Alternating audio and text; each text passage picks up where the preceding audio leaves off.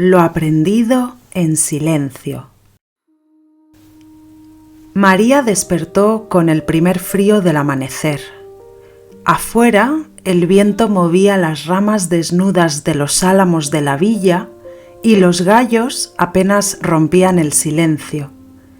Antes de levantarse, dijo una breve oración y se santiguó discretamente.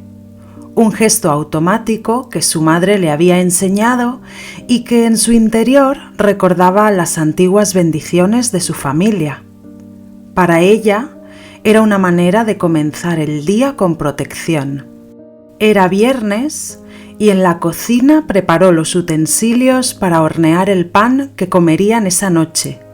Era un pan especial que sus abuelos solían preparar cada Shabbat. Hizo la mezcla de los ingredientes recordando las instrucciones de su abuela, quien siempre le indicó la importancia de cada paso durante la elaboración. Sin embargo, mientras amasaba y recordaba a su abuela, también vigilaba que las vecinas no miraran por la ventana. Había aprendido también que la discreción era parte del ritual. Cuando el pan estuvo preparado, María barrió el patio y la casa, como era costumbre cada viernes, siempre hacia adentro. Para cualquier persona era solo limpieza, para ella era un gesto heredado que marcaba el comienzo del día de descanso. Incluso en este acto sencillo sentía la presencia de sus ancestros, como si cada movimiento de la escoba los acercara a ella.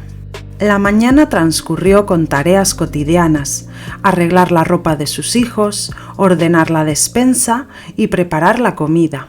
Mientras cocinaba, colocaba los platos y utensilios con un cuidado casi ritual, siguiendo hábitos que recordaban las costumbres de su familia judía, adaptadas ya a su vida cristiana.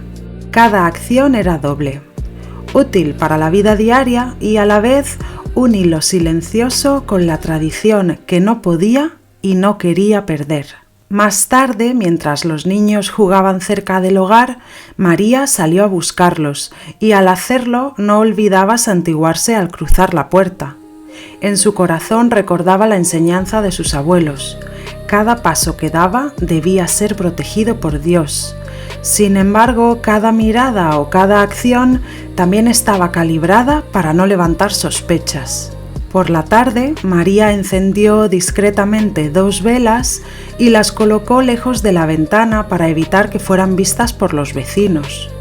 Era el inicio de Shabbat y, aunque no las encendía con la puntualidad necesaria para evitar sospechas, el hábito sí permanecía cada viernes antes de que anocheciera. Esas discretas lucecitas iluminaron su rostro mientras murmuraba en silencio las bendiciones aprendidas de su abuela.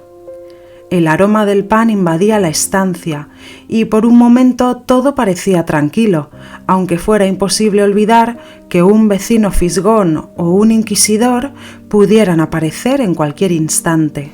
Cuando llegó la hora de la cena, ella y su familia se lavaron las manos y dieron las gracias por un día más, por una aparente cena de viernes sin importancia, aunque llena de significado.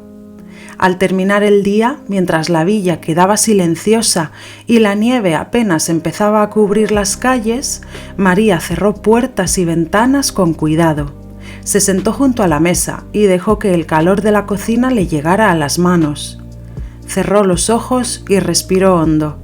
La rutina había sido completa, cada gesto observado y cada costumbre heredada respetada de la mejor forma posible. La vida en Almazán seguía su curso, bajo la sombra prudente de un mundo vigilante, pero dentro de aquel hogar, la memoria y la tradición judía continuaban vivas, de manera discreta pero firme.